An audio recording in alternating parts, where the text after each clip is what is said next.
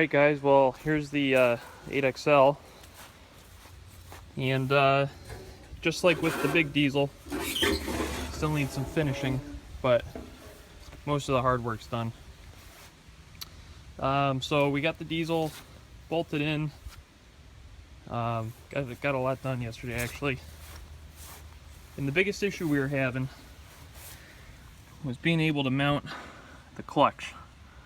Because originally the clutch on this tractor would have been bolted to the back of the engine, and the issue we were having was the starter, which used to be right here, was interfering with where I wanted to mount the clutch.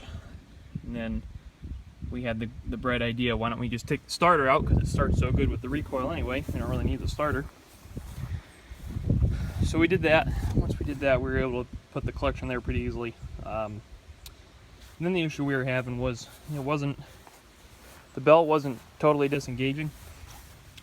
So what we did is we made this little belt guide here, and what that does is it prevents the belt from, jumping out when the clutch disengages.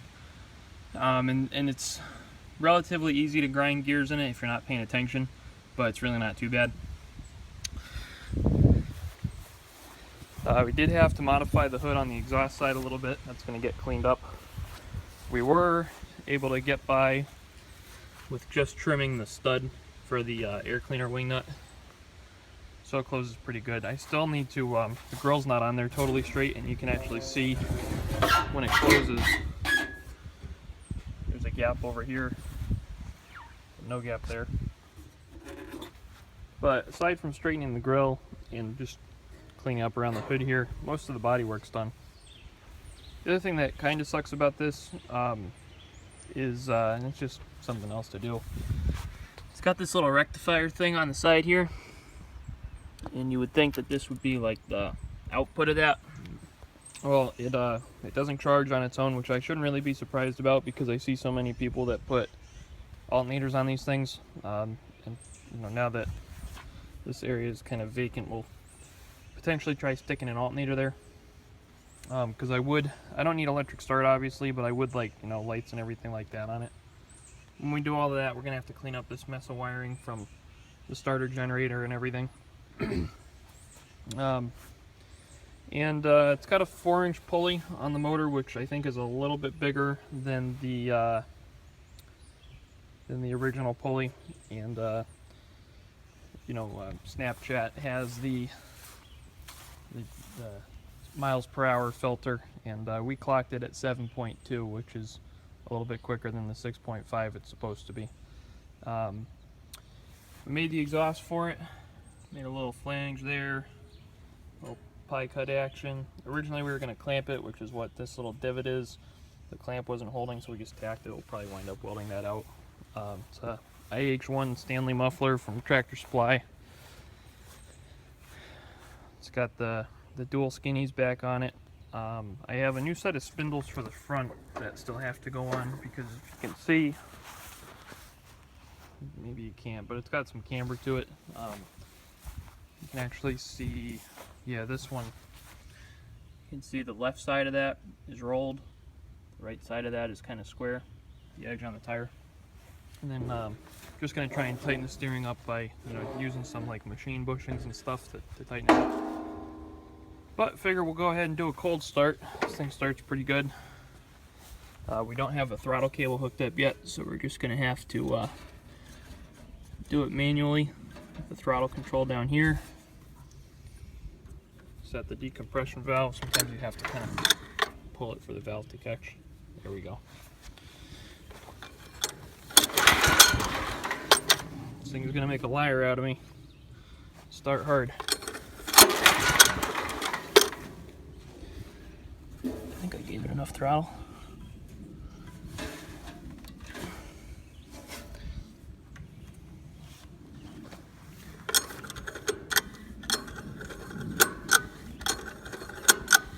Come on, recoil.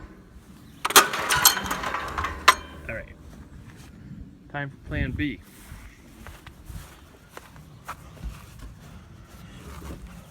Set this down somewhere.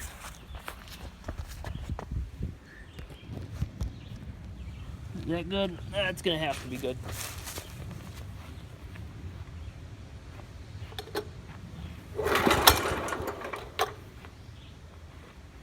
Interesting.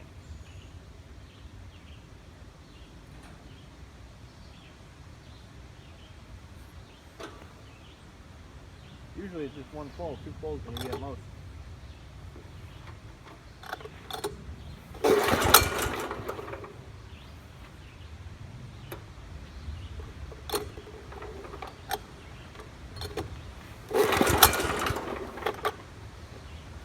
What the fuck?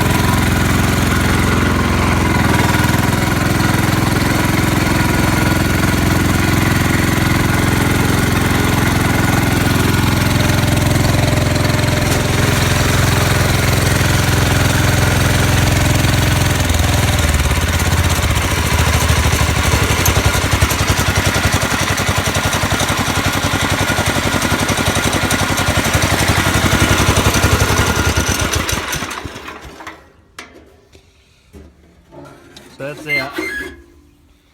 So it's a pretty cool little thing. It'd be good for using around the yard and maybe do some snow with it and stuff like that. Pretty fun little project. That's gonna do it for now, boys. That's gonna do it for now.